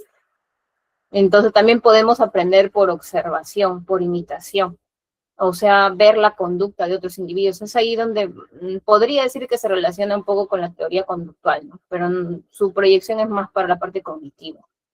Aprender observando, imitando las conductas de otros individuos, ¿no? Y bueno, existen dos formas principales de aprendizaje por medio de la observación según Bandura, ¿no? Condicionamiento vicario y aprendizaje observacional. En el caso del vicario vemos a otros ser recompensados, por ejemplo, o castigados. O sea, veo a otras personas que ser recompensados o castigadas por sus acciones. Y entonces yo puedo, por ejemplo, si yo veo que son recompensados, yo me copio y bueno, también quiero que me recompensen, incremento mi conducta o me copio esa conducta. Pero si yo veo que son castigados, disminuyo también esa conducta, o sea, tampoco lo hago, ¿no? Como cuando los estudiantes, ¿no? Si el profesor le llama la atención a un estudiante que se porta mal, los demás como que también se calman, ¿no? Podría decirse de esa manera. Ya no hacen lo mismo, porque ya saben que de repente el profesor les va a colocar algún punto negativo o algo, ¿no? Eso sirve como un ejemplo también para los demás. Pero si yo veo que otro estudiante lo felicitan porque respondió bien, entonces yo también me animo a participar, ¿no? Para que me feliciten. Entonces, eso es lo que toma más que nada porque estamos viendo, ¿no? Dice recompensas y castigos, y ahí es donde está tomando el condicionamiento, por eso dice condicionamiento vicario. Entonces ahí podría ser una parte de lo que hemos visto el condicionamiento, ¿no? Y el aprendizaje observacional es imitar la conducta de un modelo, ¿no? Puede ser un video o cuando aprendemos clases de baile, ¿no? De manera presencial o por video, entonces también observamos, ¿no? Observamos y aprendemos, ¿no? Entonces ahora como todo está en la web, podemos aprender también observando videos. Entonces la teoría cognitiva social de Bandura incluye la conducta, los factores de la persona, o sea, su motivación de la persona, su propia motivación, sus factores intrínsecos y también el ambiente. ¿Sí? Estos factores pueden interactuar para afectar el aprendizaje. Los factores ambientales afectan la conducta afecta el ambiente, los factores de la persona, o sea, sus conocimientos, afectan la conducta. Todo está interrelacionado, ¿no? Y es social, sí, porque me habla del ambiente, no sé cómo nos relacionamos con otras personas. Esto es lo mismo, influencias sociales también pueden influir en mi aprendizaje, ¿no? Puede cambiar, ¿no? La influencia personal, mis metas que yo tengo, ¿no? Y bueno, eso va a dar un resultado, ¿no? Un aprendizaje, una conducta. Ya. Y tenemos otro personaje, David Ausubel, él lo habrán escuchado, ¿no? El aprendizaje significativo, ¿no? Entonces, ¿cuándo es un aprendizaje significativo? A ver, ¿tienen alguna idea a qué se refiere el aprendizaje significativo? ¿O cuándo podría ser significativo el aprendizaje? Ya, bueno, mientras voy respondiendo aquí la pregunta, por favor, me van diciendo qué es aprendizaje significativo. ¿Qué hacer cuando un alumno pierde el interés a mitad de clase? Bueno, eso puede ser varios factores, ¿no? Porque si solamente es un estudiante o solamente algunos, a veces el problema no necesariamente es porque tal vez el docente puede sí estar haciendo bien tal vez el proceso de motivación, porque recuerden que la motivación es durante toda la clase, no es al inicio nada más, sino que es durante toda la clase. Si solamente es un estudiante, dos estudiantes de repente, ahí el problema puede ser los estudiantes, ¿no? Que pueden ser muchas las causas, ¿no? O sea, yo tendría que saber cuál es la causa, por qué no hay interés, ¿no? Que pueden ser muchos factores. Si es que es toda la clase o la mayoría, ahí sí el problema es el profesor, ¿no? Que se supone que tiene que aplicar de repente dinámicas, pausas activas, ¿no? Que puedan hacer una pausa, ¿no? De repente la actividad, ¿no? Porque a veces todo muy monótono puede generar cansancio, ¿no? Entonces, más en estudiantes, ¿no? Entonces, hay estudiantes que necesitan más, como que actividades dinámicas, ¿no? Entonces, puede ser pausas activas, hacerlo. Eso se puede aplicar incluso si veo algunos estudiantes que están desmotivados, entonces un rato hacer una pausa activa, un juego, una dinámica, y después de nuevo retornar, ¿no? A la actividad que se está haciendo. Entonces, eso lo podría aplicar de repente, si es que eso es, ¿no? Pero si es que ya es un caso más específico, yo tendría que indagar o ver, ¿no? Porque puede ser una de las causas, ¿no? O tal vez no entendió algo también, ¿no? Entonces, y tal vez no pregunta. Entonces yo me podría acercar, ¿no? Y de repente ya de manera particular dar andamiaje, ¿no? Orientación de manera particular, o sea, cuál es el problema, preguntar, ¿no? Y tal vez ahí me lo pueda mencionar, tal vez al frente no lo puede mencionar, ¿no? Ese puede ser otro motivo también. Entonces yo tendría que preguntar, ¿no? De manera particular y de ahí darme cuenta, ¿no? El aprendizaje es significativo cuando parte de sus propios intereses y necesidades del alumno. Ya, muy bien. Claro, el aprendizaje significativo es relacionar algo que el alumno sabe con los conocimientos nuevos, ¿no? Para que de esta manera haya una conexión. Porque si yo solamente hago algo, o sea, sin conectar con sus conocimientos previos, o sea, como que la persona no, o el alumno no le va a encontrar sentido, ¿no? Y aparte que tiene que ser experiencias o situaciones que el estudiante vea que sí, pues son importantes o me van a servir para mí, ¿no? ¿Para qué me sirve aprender esto? El estudiante se va a preguntar, bueno, no me sirve para nada, ¿no? Entonces no es importante porque ¿cómo lo voy a aplicar? Pero si se da cuenta que le va a servir para esto, como que ya le crea interés, ¿no? Entonces por eso también hay que tener en cuenta que adecuarlo, o sea, todos los cursos en realidad que se llevan es para algo, se relacionan con la vida real, pero yo tengo que encontrar el sentido para yo también eso proyectarlo a los estudiantes, ¿no? Y para que esto se pueda asimilar y generar un aprendizaje significativo, ¿no? O sea, que sea importante en la vida real, pero a partir de los conocimientos que ya posee el alumno. Claro, conocimientos previos.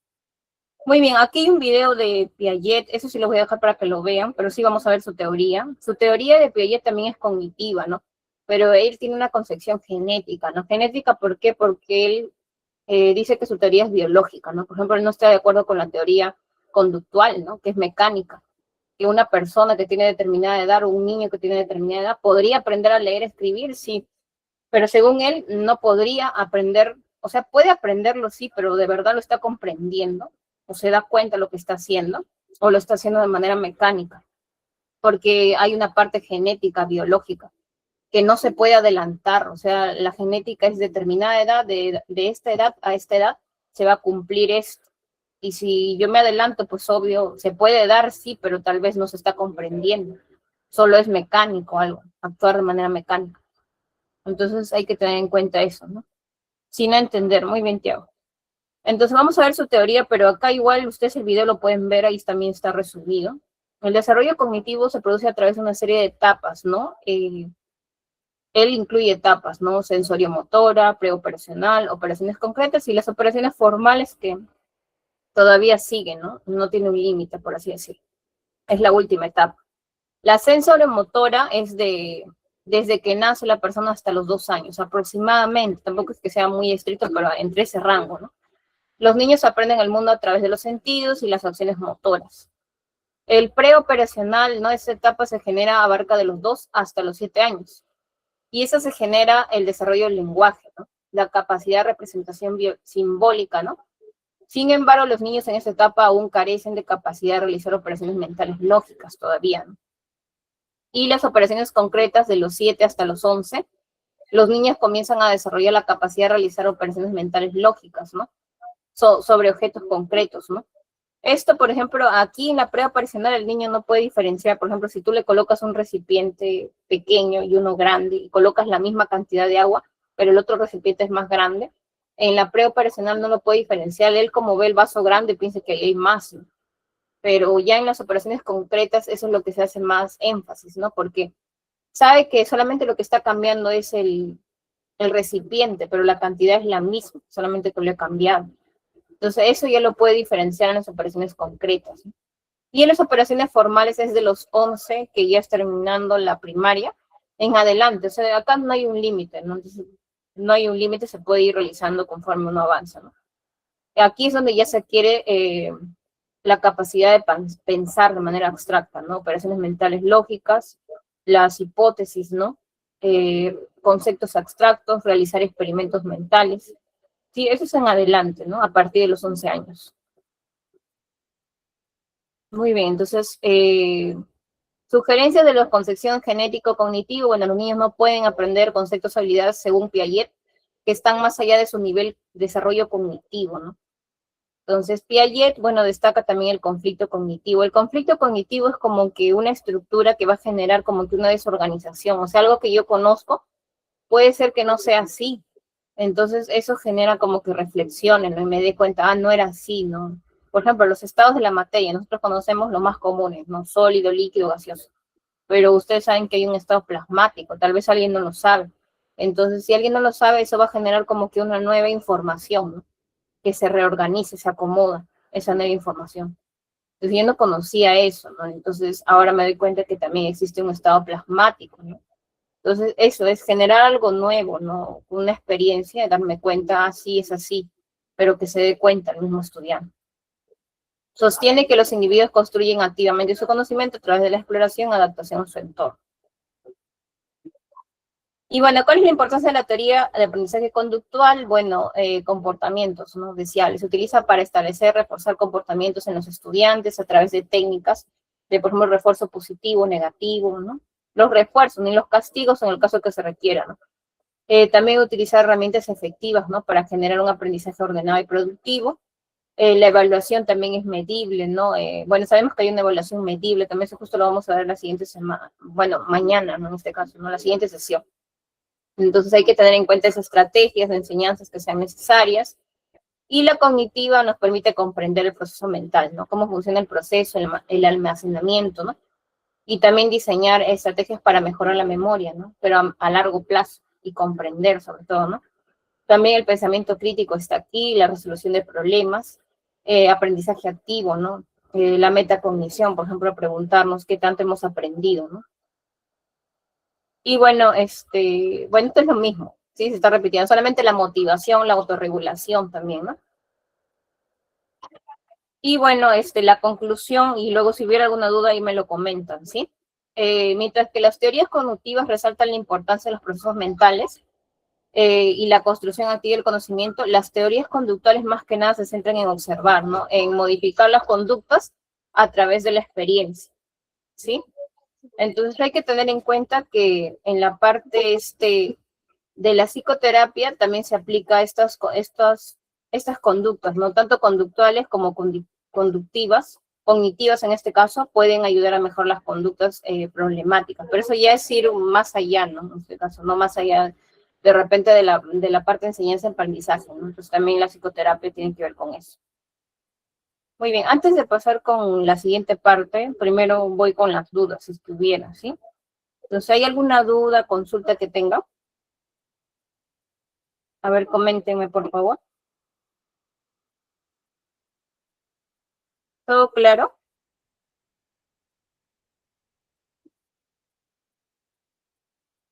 Ya, mientras me van comentando, si tuviera alguna duda, lo voy leyendo igual de todas maneras.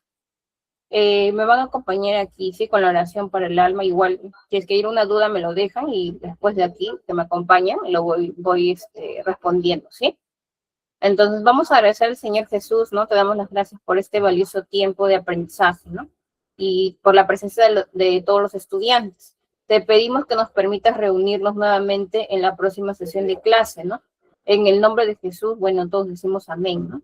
Y bueno, agradecerles por la participación, bueno, el interés, ¿no? Por las preguntas que también han generado, ¿no? Que es saber que sí estamos presentes, ¿no? Entonces, ¿hay alguna duda? A ver, por última vez preguntamos. A ver, voy a dejar de compartir, ¿sí? ¿Hay alguna duda, consulta? ¿No? Ya, muy bien. Entonces, si no hay ninguna duda, entonces con eso estamos terminando, ¿sí? Igual agradecerles bastante su participación, ¿no? Las preguntas que han podido generar, ¿sí? Y bueno, nos estamos viendo el día de mañana. Muchas gracias, Magíster Rubí, por impartir sus conocimientos en el curso Psicología Educativa. Asimismo, felicitar a cada uno de estimados participantes por la confianza que tienen en nuestra institución, el Tecnológico, y poder ampliar sus conocimientos en el curso de Psicología Educativa. Solo paso para recordarles, estimados participantes, nuestro horario de clase, que son los días viernes y sábados en el horario de las 8 de la noche a 9:30 de la noche, estimados participantes. Se ha abordado la sesión número 1, lo que es con el tema aprendizaje, procesos psicológicos y humanos. El día de mañana nos estaría tocando la sesión número 2, evaluación del aprendizaje. Si habría alguna duda o consulta, apreciados participantes, lo pueden realizarlo en esta ocasión por la bandeja de los mensajes.